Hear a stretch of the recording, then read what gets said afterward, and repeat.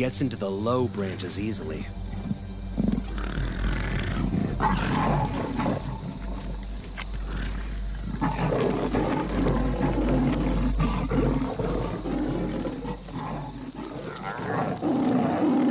Cornered. The mother has no option but to meet her fate on the ground.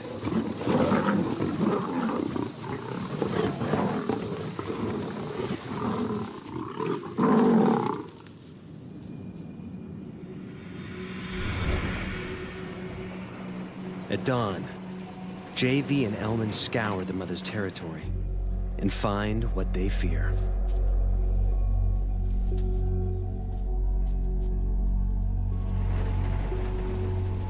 Their leopard, brutally injured, dying.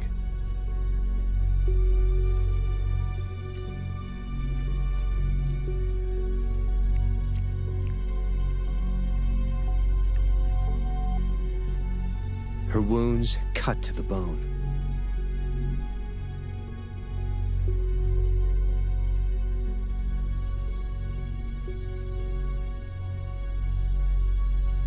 They watch as life slips from her torn body, and their window into the world of leopards closes.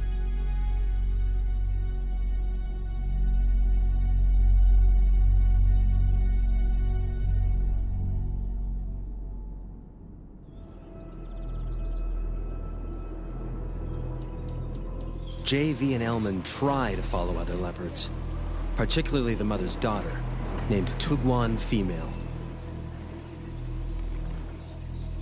But Tugwan's nature is a far cry from her mother's.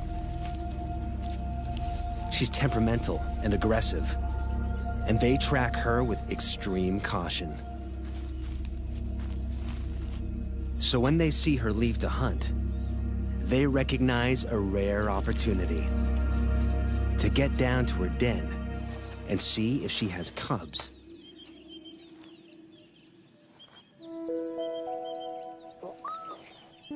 What JV finds changes his life. A tiny female cub emerges from the den.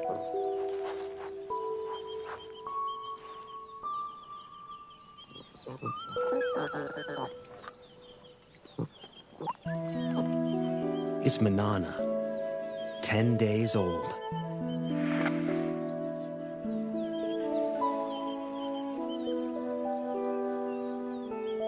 JV's window into the world of leopards opens once more.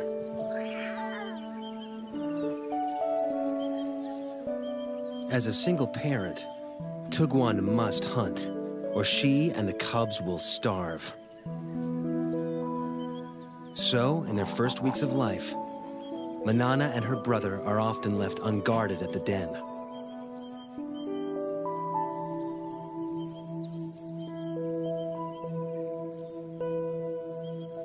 Lions and hyenas kill the offspring of other predators to eliminate the competition, and unguarded leopard cubs are soft targets.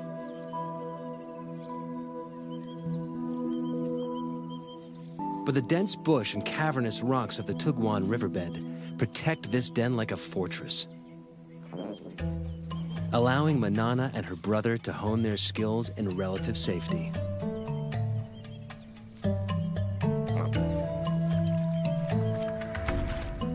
New creatures awaken their earliest hunting instincts. But it takes a little longer to grow into climbing.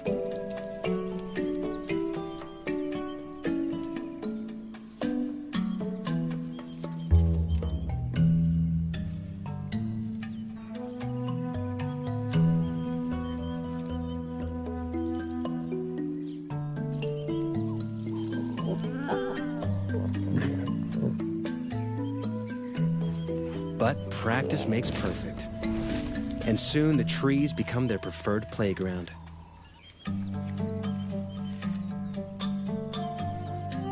And everything in them, fair game.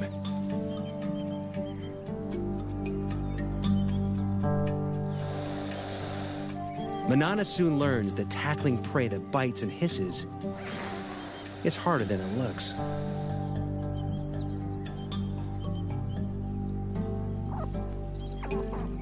She heads down after easier prey.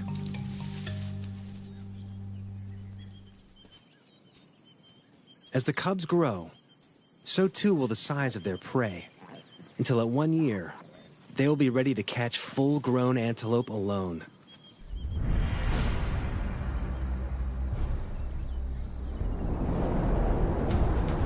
As adults, the treetops of Lundolozi will become their domain.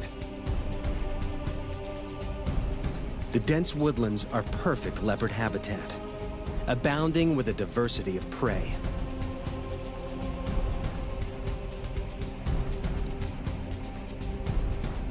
But with that prey comes other, larger predators.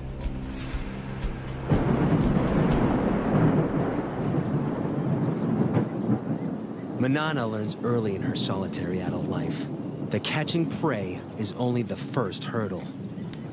Keeping it is always a far tougher task.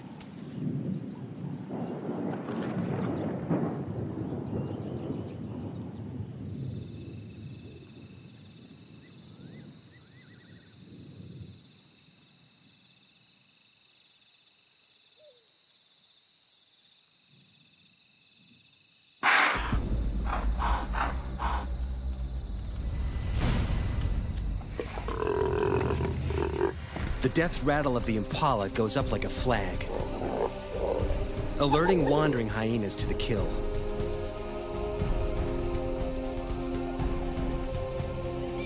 They'll stop at nothing for a free meal. And with a bite that can crack bone, they make deadly enemies. Manana is in mortal danger.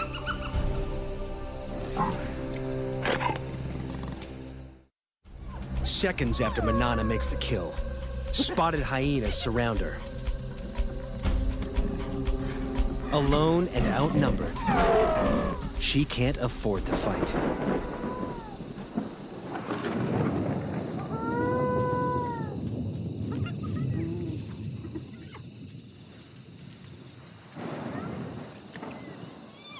The hyenas, on the other hand, can't help fighting. A strict hierarchy guts feeding. With so many mouths, underlings must be kept out by force. Soon, the feeding frenzy turns into a riot, allowing Manana to sneak in and steal back her carcass.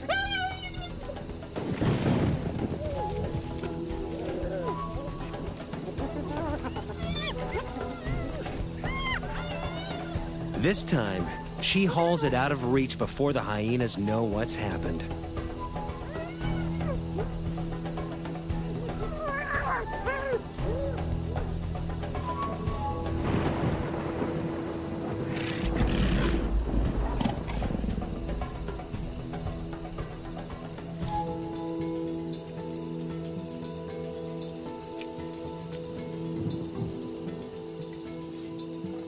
She eats her fill while she can. But hyenas are relentless.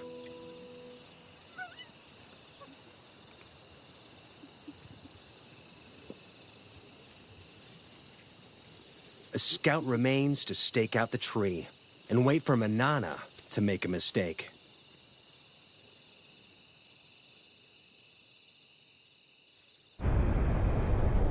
Leopards inevitably lose kills to predators. But when Manana bears her first litter, the stakes change.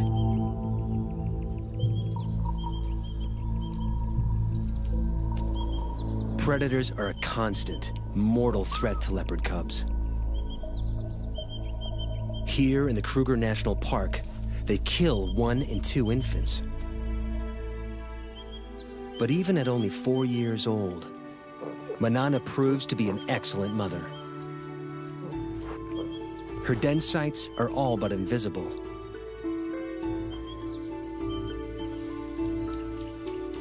She moves the cubs every few days to keep the predators guessing.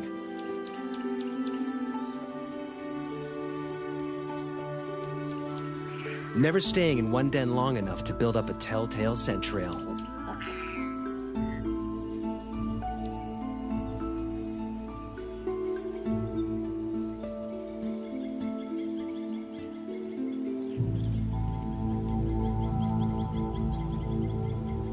But there is one enemy that Manana cannot outwit.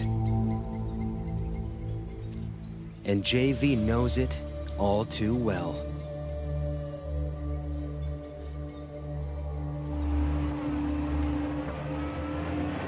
A female leopard, which we called Sunset Bend female, contracted psychoptic mange. And I believed at that time that it was a natural process and that I should not interfere. And I watched and filmed while she deteriorated and eventually died. And filming her body, I realized I had it within my power to save her life, and I'd let her go. When Manana and her cubs contract the same mange, he is forced to make a controversial decision. Sarcoptic mange is caused by a mite that eats away the skin. In the wild, it's a death sentence. But this time, JV won't stand by and watch Manana die. To treat the mange, JV will dart a drug called ivermectin directly into Manana and her cubs.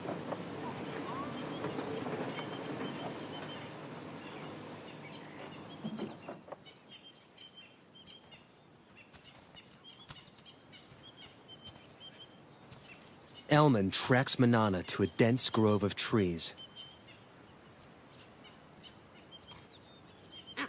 One cub is on the ground below.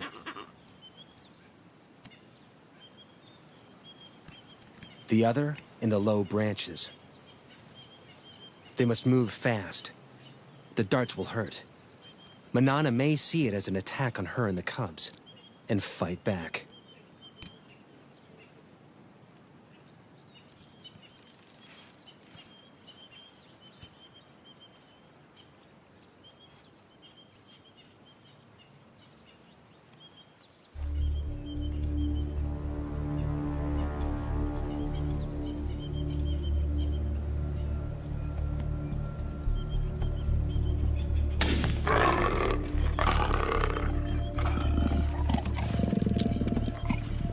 One of the few times when the dart hit Manana that I saw her really angry.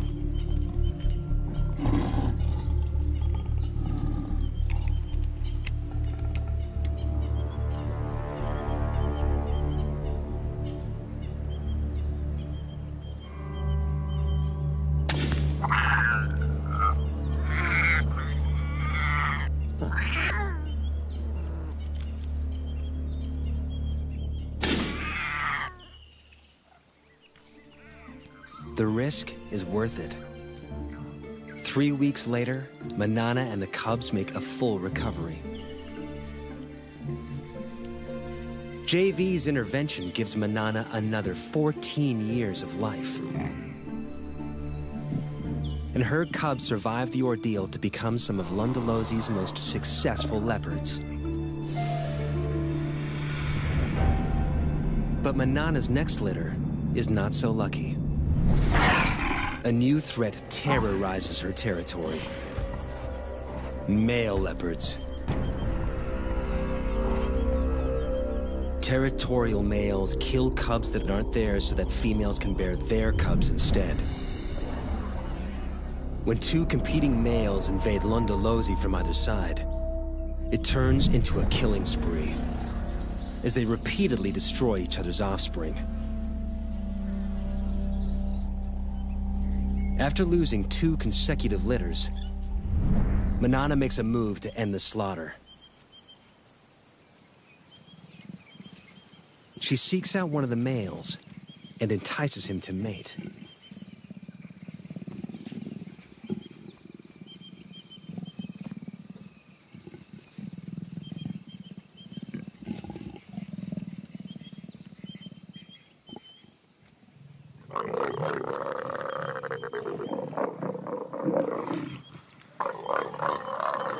Like domestic cats, microscopic spines on the male's genitalia make mating a painful process for the female.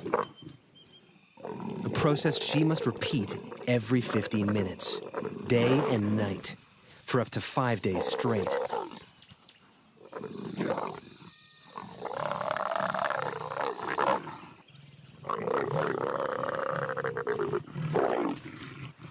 The repeated couplings force Manana's body to ovulate and help to ensure conception.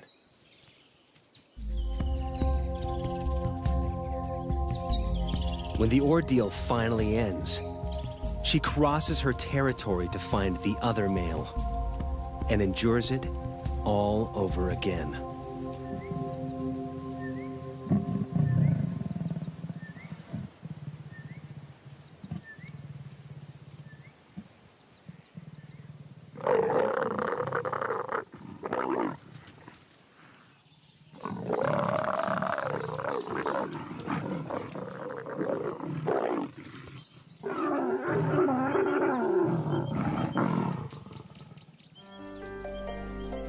By mating with both males, Manana deceives them into thinking the resulting cubs will be theirs. It's an extraordinary strategy that only a few leopards have ever been seen to employ. And it pays off. 3 months later, she has a single tiny cub.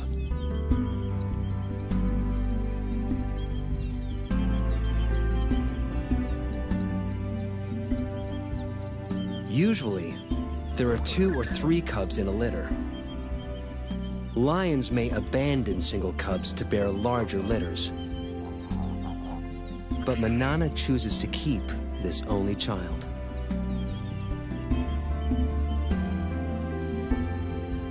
The rocky den hides many inaccessible crevices, and its perimeter is guarded by dense thorn trees.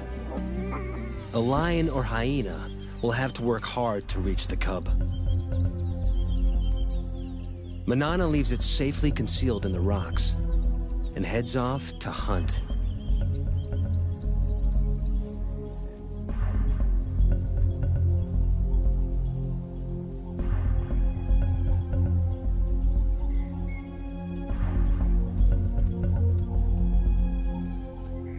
But today, Manana's not the only predator on the prowl.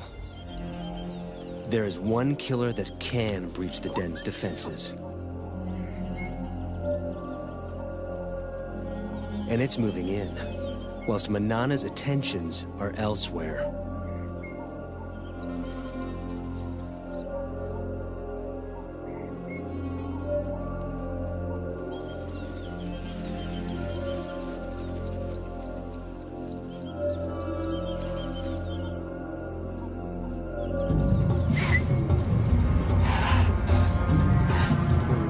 Hunt failed, Manana heads home.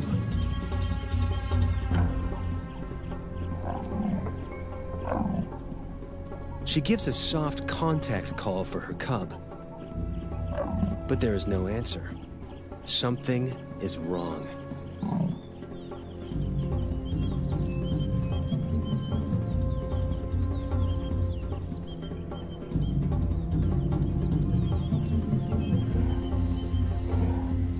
It takes only a second to recognize the killer. An African rock python, swollen with a cub-sized meal.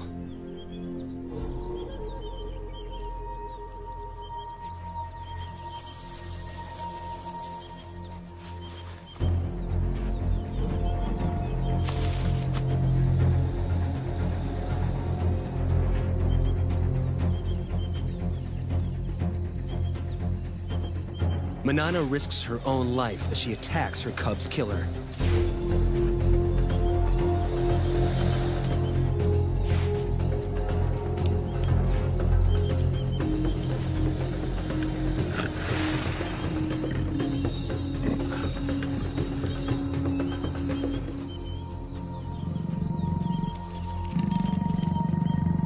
The python retreats into the thorns.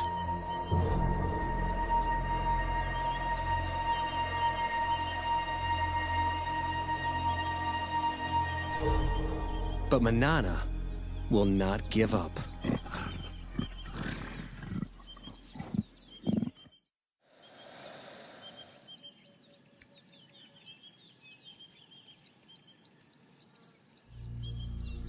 For 3 hours, she lies silently, staking out the python's cave.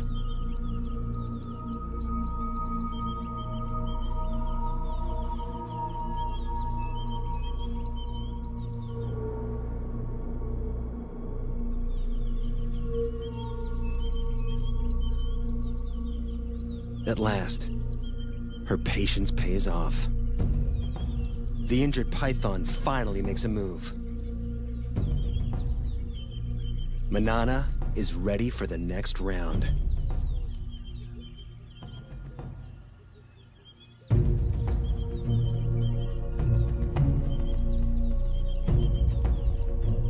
She waits until it's clear of the cave.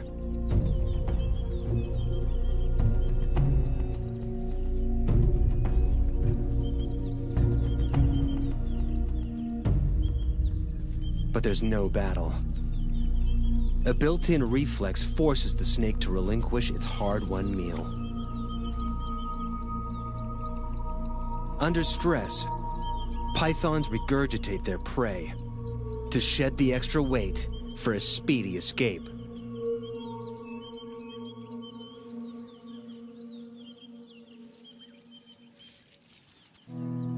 But Manana has abandoned the attack. She's got what she came for.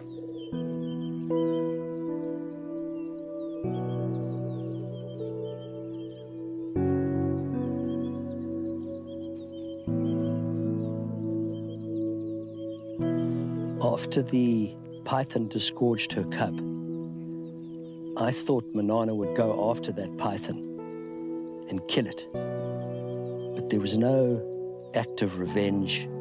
All she wanted was her tiny cub back. We tend to think of leopards as instinctive and animals without emotion. That is completely untrue.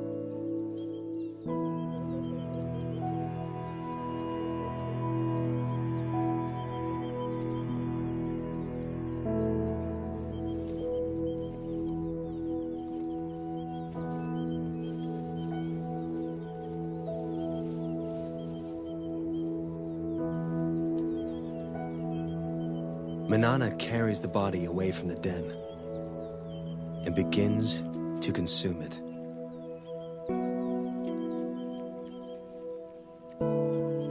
Manana knows that her cub is gone. By eating that cub, I believe that she was going through a ritual, she was going through a ceremony, disposing of the cub. It was one of the most emotional times I ever spent with her. And then, incredibly, for 4 days, she called for a cub that she knew was already dead.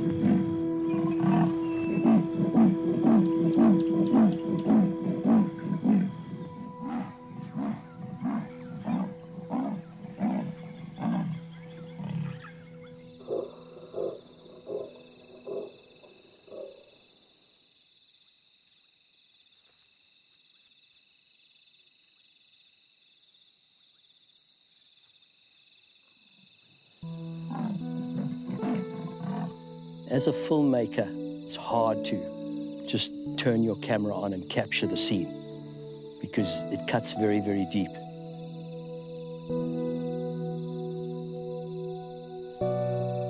Manana's grief is tangible, but losing cubs is a reality all leopard mothers must face. Of Manana's 8 litters, only 4 cubs survived to adulthood. She can't afford to grieve for long. She must ensure her own survival. And to do so, she must hunt.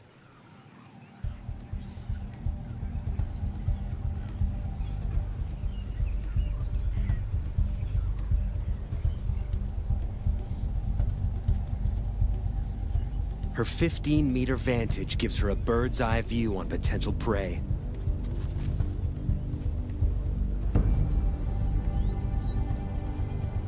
An impala breaks from the herd.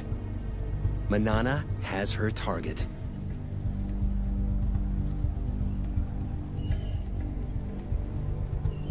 Now, it's all down to timing.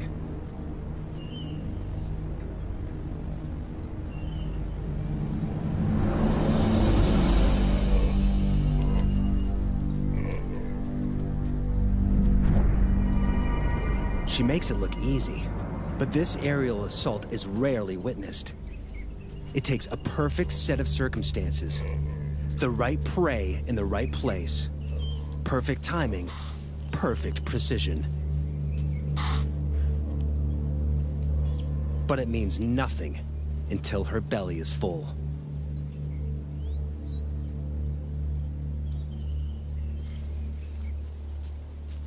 She needs to get the kill off the ground quickly. But even the trees aren't always safe.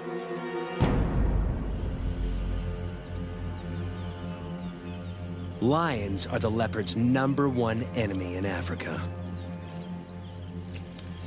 They're 3 times her size, and unlike hyenas, lions can climb.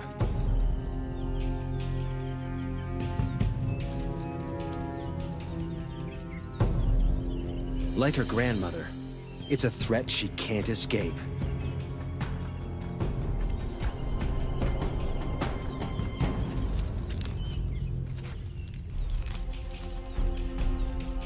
Manana retreats to the highest, thinnest branches, and watches as she loses yet another kill.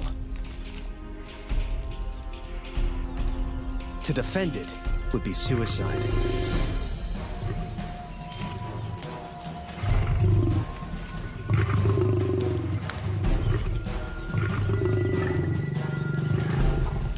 The pride's forces grow.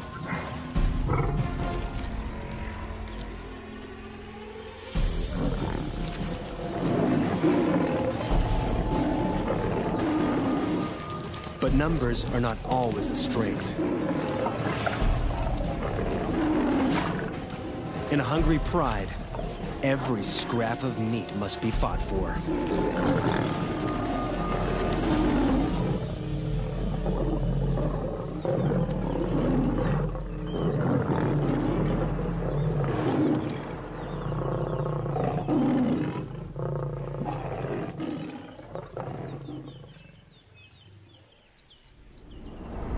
With the enemy distracted, Manana makes a swift exit.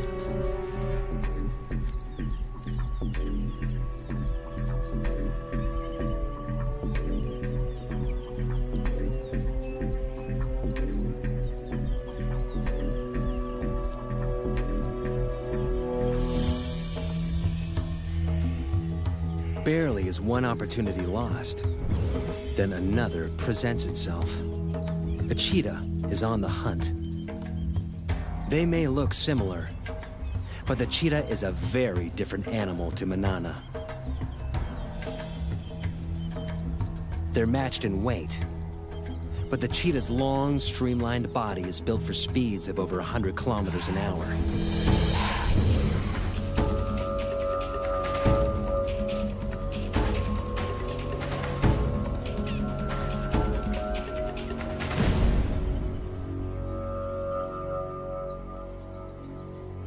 While Manana's is built for stealth and strength.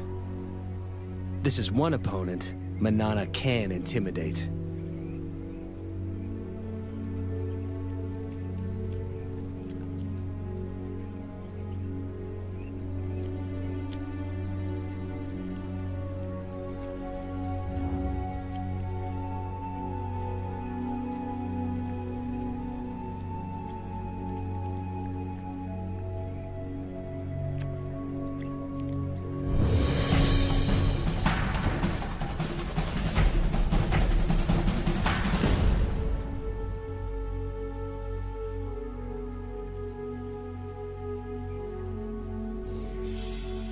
Leopards only pick fights they can win, except when it comes to territory.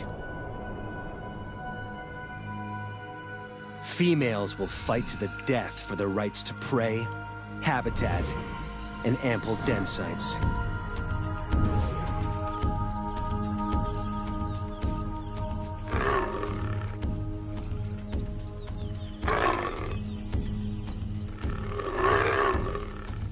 In her prime, Manana is a formidable opponent.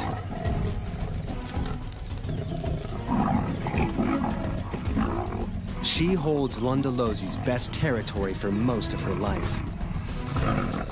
But keeping it means fighting often.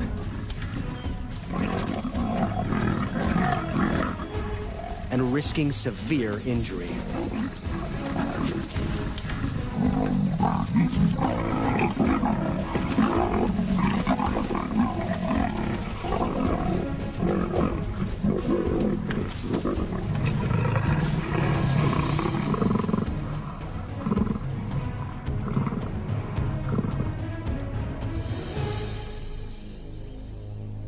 As Manana grows older, those injuries begin to take their toll.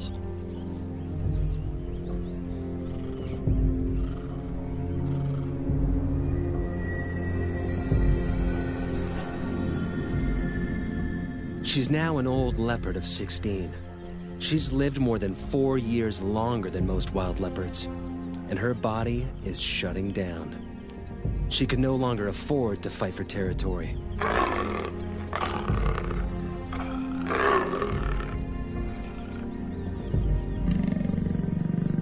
She must watch, humbled, as younger, fitter females mark on her turf and claim the best of her territory.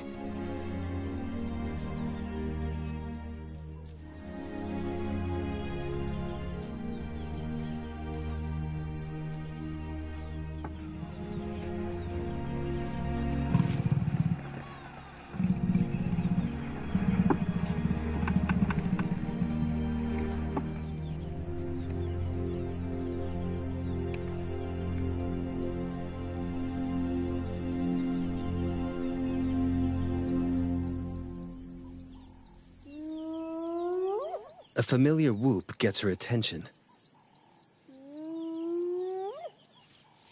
A much-needed meal could await nearby. Scavenging from the hyenas that plagued her youth now helps to keep her alive as an old lady. As usual, they fight over who has the right to feed. It's getting tougher and tougher for her to hunt. So if she can scavenge some meat from this kill, it'll keep her going for a while. And as the meat gets separated and spread around, she may have a chance to pick up a piece of meat and jump into a tree. But while there's so many hyenas, it's very, very dangerous for her to go in now.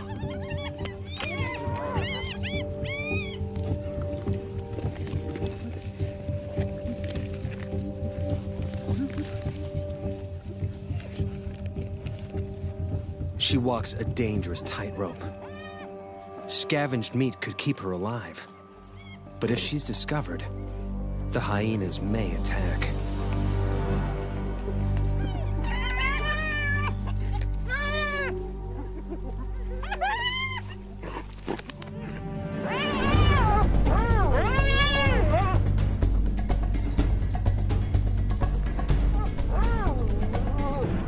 She's safe in a tree, but she's trapped.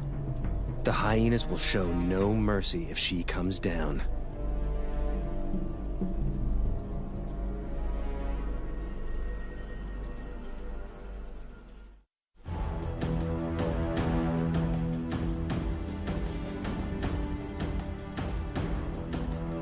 Manana waits for hours in the blazing sun.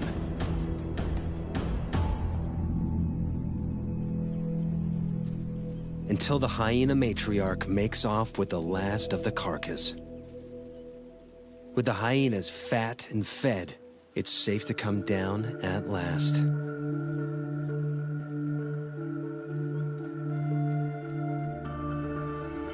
The ordeal has cost her precious energy. Energy she will struggle to replace.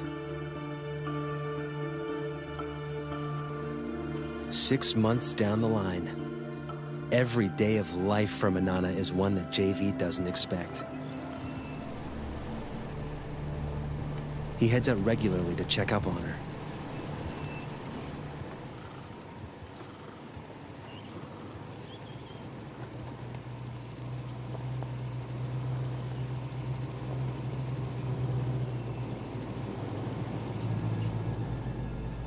She's in the treetops, and she's seen something. She'll eat anything she can catch now, no matter how small.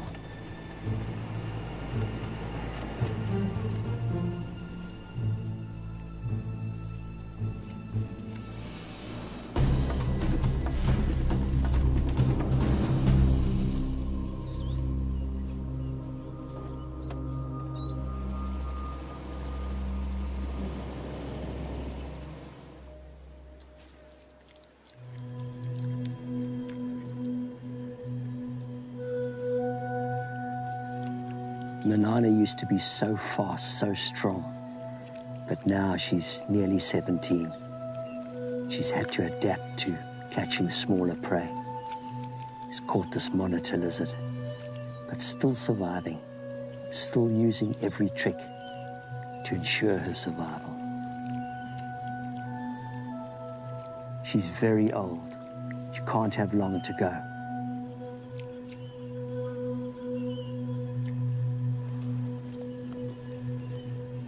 JV moves to sit with her, perhaps for the last time.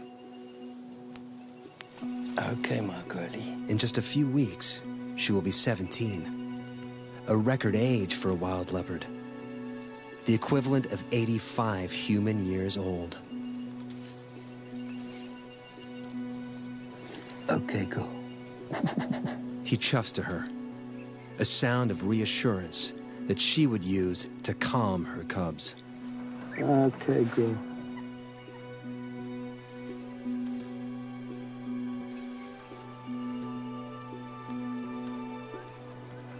Okay, girl. Okay, girl.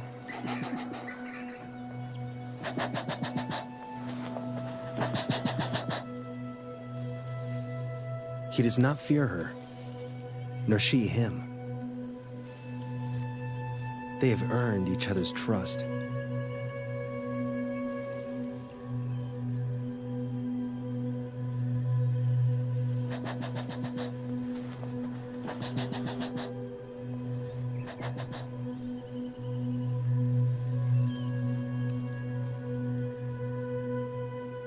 There are few people who could lie a body's length from a wild leopard.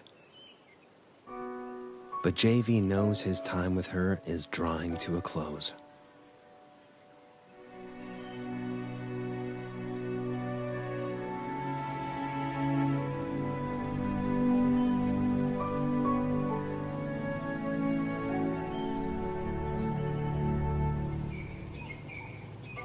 Soon the day comes where JV no longer finds Manana anywhere in her territory.